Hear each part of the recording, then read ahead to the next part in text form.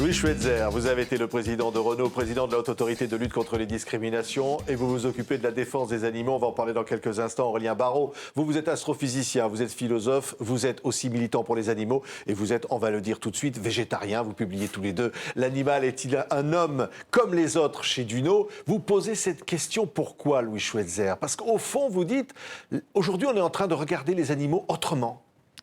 Parce qu'on reconnaît dans les animaux d'abord de la sensibilité, la capacité de souffrir, d'être heureux.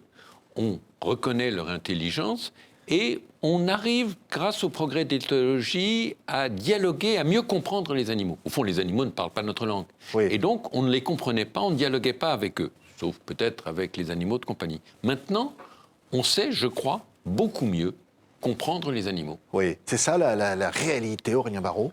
La réalité finale, absolue, je ne la connais pas, bien sûr, mais il y a une sorte d'évidence qui est à la fois philosophique, scientifique, éthique, qui est bien sûr ce lien de continuité qui nous unit avec les autres vivants. Et je crois que c'est vraisemblablement un des péchés cardinaux, finalement, de l'histoire de la pensée, j'allais dire occidentale, mais même au-delà de l'Occident, de la pensée humaine, que d'avoir voulu désespérément s'extraire du règne de la nature, alors que, bien sûr, nous en sommes une partie parmi d'autres. Donc on dit, au fond, l'homme est un animal, et donc forcément, les animaux aujourd'hui sont des êtres sensibles. La loi, enfin, le reconnaît. Mais après tellement de temps, est-ce que ça change quelque chose à notre regard la nature à l'heure où les espèces vivantes disparaissent de la planète? Je pense que le fait que la loi reconnaisse l'animal comme être sensible ne change pas de choses concrètes. Mais c'est un signe que la perception de notre place dans le monde, du rôle des animaux, change. Et qu'aujourd'hui, on n'établit plus une frontière rigide entre, d'une part, des êtres doués de raison, de sensibilité, et d'autre part, des êtres considérés par Descartes comme des machines, c'est-à-dire simplement des outils au service de l'homme. On considérait les animaux comme des biens meubles dans la loi. Aujourd'hui, non. Mais au fond, on voit les images des militants qui vont filmer dans les abattoirs, on voit la cruauté contre les animaux. Et finalement, on se dit, rien n'a changé.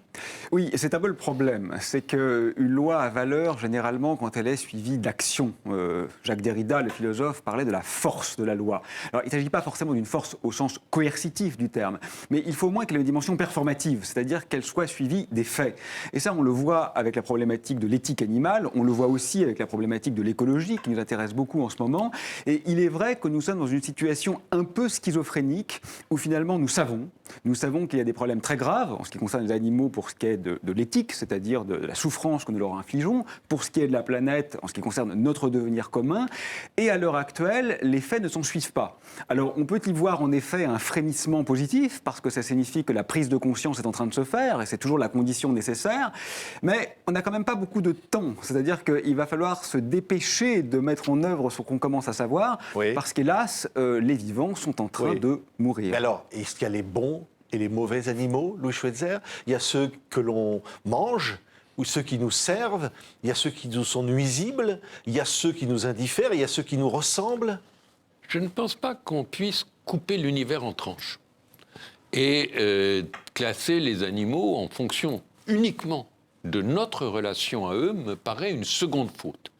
C'est vrai qu'à mes yeux, il y a des animaux qui ne sont pas sensibles, au sens où nous l'entendons. Un insecte, une bactérie n'est pas à mes yeux quelque chose une personne sensible. Mais il y a une continuité, c'est-à-dire qu'on ne peut pas mettre quelque part une frontière rigide. Par exemple, on se pose la question de savoir si les animaux sont effectivement sensibles, capables de ressentir des émotions, de la douleur. Et cette frontière se déplace. Beaucoup de gens pensent qu'il n'y a que les mammifères. Maintenant, on sait bien sûr que les poissons sont sensibles. On sait aussi qu'une pieuvre est sensible. On pense que sans doute un homard est sensible. Et au fond, au fur et à mesure que la connaissance progresse, on s'aperçoit que les frontières reculent. Oui, donc il faut protéger l'ensemble des animaux comme un bien commun et l'ensemble des espèces vivantes. Mais finalement, pourquoi seulement les animaux? Est-ce qu'il faut aller plus loin? Est-ce qu'il faut protéger toute, finalement, la diversité sur Terre? Oui, les protéger, c'est une chose. Ne pas les massacrer, c'en est une autre. Il faudrait peut-être déjà commencer par là, parce qu'actuellement, nous tuons environ 1000 milliards de vivants sensibles par an. Oui. Pour des C'est à raisons... eux, d'ailleurs, que vous dédiez le livre au début. Oui, à mon fils. Mais ce sont effectivement des vivants que nous tuons sans raison valable, puisque ce n'est pas du tout nécessaire à notre vie. C'est même plutôt nuisible à notre vie, aussi bien à l'échelle globale qu'à l'échelle locale. Et ça engendre, bien sûr, des souffrances immenses. Donc je dirais qu'on n'en est pas encore à une sorte d'éthique du care, comme on le dit aujourd'hui dans les pays anglo-saxons, c'est-à-dire de la bienfaisance. On en est peut-être à arrêter l'immensité de la malfaisance.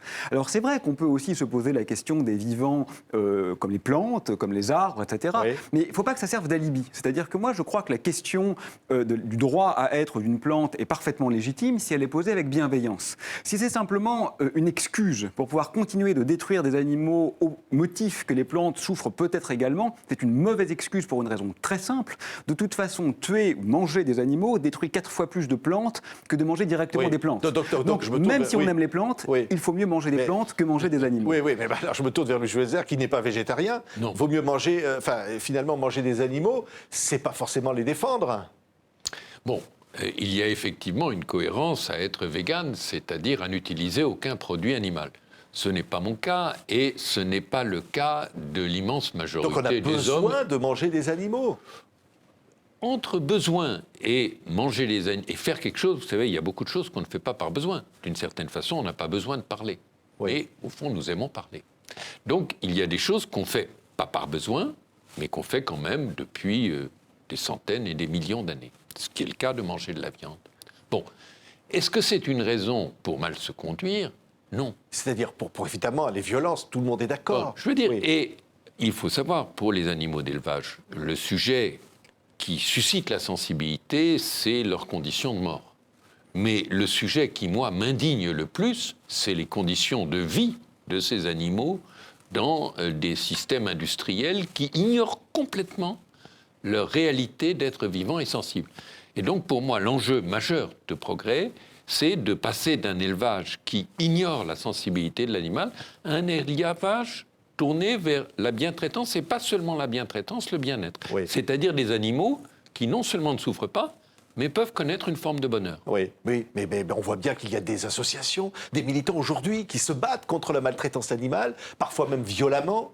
On voit des partis animalistes aux élections européennes. On voit une mobilisation finalement. Est-ce qu'au fond, c'est quelque chose de positif ?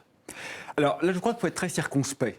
Il y a des actions violentes, ineptes, que je ne soutiens pas et qui d'ailleurs ne font absolument pas l'unanimité. C'est-à-dire par exemple attaquer la victime d'un boucher. Oui, mais ça, c'est anecdotique. Ce sont des gens qui ne sont pas sérieux et qui desservent la cause qu'ils prétendent défendre. Donc cela ne mérite même pas d'être discuté.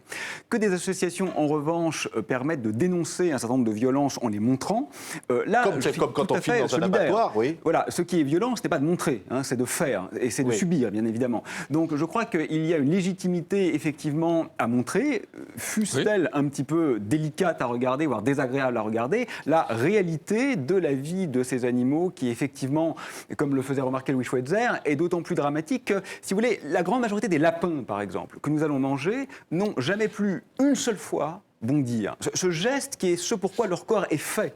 99% des lapins qu'on consomme aujourd'hui n'ont pas pu bondir une seule fois dans leur vie. Là, on voit que c'est plus qu'un problème de maltraitance. Pour moi, c'est une sorte de crime contre la vie, c'est-à-dire contre l'ontologie de la vie, contre la vie en elle-même. C'est pas simplement un peu de douleur infligée, c'est que l'être même de la vie est nié avant la mort. Et ça pose quand même un problème éthique qui est considérable. Alors, un problème éthique, le Schweitzer, parce qu'effectivement, tuer un animal ou ne pas respecter un animal, et y compris être violent avec celui-ci, finalement, c'est être violent avec l'homme. Est-ce qu'il n'y a pas un risque, finalement, à mettre l'homme et l'animal sur le même plan ? Bon, il y a des règles qui sont différentes pour l'homme que pour l'animal. Prenons un exemple concret. L'euthanasie est une pratique acceptée vis-à-vis de la souffrance animale. Elle n'est pas acceptée pour l'homme. Donc, il y a des différences de règles. Mais la cruauté, l'expression de la cruauté, c'est quelque chose d'unique qui s'applique quelquefois à l'animal, quelquefois à l'homme. L'indifférence aux autres, l'égoïsme, c'est quelque chose d'unique qui est la même chose vis-à-vis de l'animal et vis-à-vis de l'homme. Et donc, quand on combat pour les animaux, on combat aussi contre des sentiments négatifs de façon Donc générale. vous dites, en gros, quand une société respecte les animaux, elle respecte plus facilement les libertés humaines? Alors, il y a bien sûr des exceptions, mais je pense que l'indifférence au sort des autres est une indifférence générale et que oui, l'indifférence au sort des animaux et l'indifférence au sort des autres hommes, et notamment des hommes qui sont moins proches de nous, c'est la même chose. Oui, on va dire simplement aujourd'hui, chacun a conscience ou a envie de préserver les espèces vivantes, les animaux, les respecter, mais il y a une contradiction avec le développement économique, il y a une contradiction avec la croissance recherchée. Oui, il y a une contradiction apparente. Parce qu'en réalité, le premier point qu'il faut quand même souligner, c'est qu'on a tendance, quand il s'agit des humains, à penser les individus. Nous avons raison de le faire. Mais quand il s'agit des animaux, à penser les espèces. Les espèces comptent. Vous savez qu'il y a 7 millions d'espèces environ sur cette planète et elles sont en décroissance rapide. Mais il ne faut pas oublier que les espèces animales sont elles aussi composées d'individus et que la question des personnes, en quelque sorte, se pose également pour les animaux, même si on a tendance à l'oublier. Aujourd'hui, on n'a pas encore perdu énormément d'espèces sur Terre. En revanche, 60% des populations animales, vraisemblablement, se sont affaissées, ont disparu. Donc il y a un problème d'individus qui n'est absolument pas négligeable. Oui, et au-delà, est-ce qu'il y a, je vais revenir là-dessus, en un mot, les bons et les mauvais animaux? Parce qu'évidemment, on va vous parler des chiens et des chats, des animaux de compagnie. Mais peut-être, excusez-moi, si je peux me permettre de vous interrompre un instant sur l'inadéquation avec le développement économique. Ça, c'est une question qui est immense. Mais le point est, tout dépend de ce que l'on veut faire. Voilà. Il n'est absolument pas écrit dans le marbre qu'une société ne peut pas prospérer sans détruire. Ça, c'est un dogme, finalement, dans lequel nous nous sommes engouffrés, dont on voit aujourd'hui que ça a des conséquences létales pour les vivants en général, y compris pour les humains. On sait quand même qu'on va dans le mur, c'est une sorte de vérité factuelle, scientifique, et donc on ne peut pas considérer qu'il y a là un progrès. Donc je crois que ce qui est important, c'est de redéfinir nos cadres d'évaluation de façon à revenir en quelque sorte dans une harmonie ou une parcimonie avec l'ensemble du vivant. Vous diriez, Louis Schweitzer, que finalement, à travers aujourd'hui, la conscience, la préservation des animaux, au moment où la planète et la conscience de la nécessité de préserver cette planète, que tout ça, évidemment, est lié, et qu'au-delà, il y a une question de valeur humaine, et que l'humanité est en train de jouer gros sur ce qu'elle est et sur ce auquel elle croit? Je le crois. L'exemple du climat est un exemple évident. On a considéré que le réchauffement climatique était un non-problème vis-à-vis de la croissance. On réalise maintenant que c'est un drame majeur qui risque de condamner l'humanité telle qu'elle est.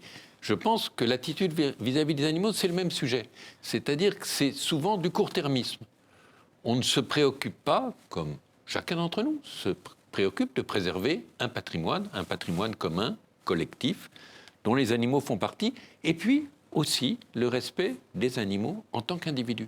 Je veux dire, je le répète, chaque animal a sa sensibilité. Ce n'est pas juste une espèce, pas plus que nous disons les Français en effaçant le fait que c'est 66 millions de personnes. Merci. Merci à tous les deux. C'est un livre absolument passionnant. Il s'appelle « L'animal est-il un homme comme les autres ?» Il y a beaucoup d'autres questions qui sont posées auxquelles vous répondez tous les deux. Vous n'êtes pas forcément toujours exactement d'accord, mais enfin la cause est la même. C'est publié chez Duno. Merci beaucoup Aurélien Barraud et Louis Schweitzer d'avoir été nos invités.